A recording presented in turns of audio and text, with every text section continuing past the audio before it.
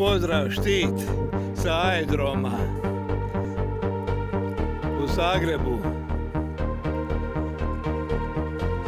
6 sati je 40 minuta. Pogledajte koliko ima auta, ko u priči.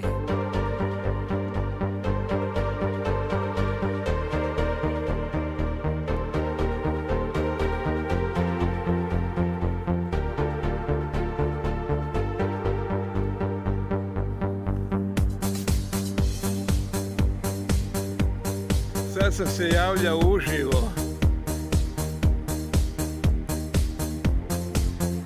Danas je subota, 10. veljače 2024. godine. Vidite ona dva aviona, jedan ide za Sarajevo, jedan ide za Split. Croatia avioni.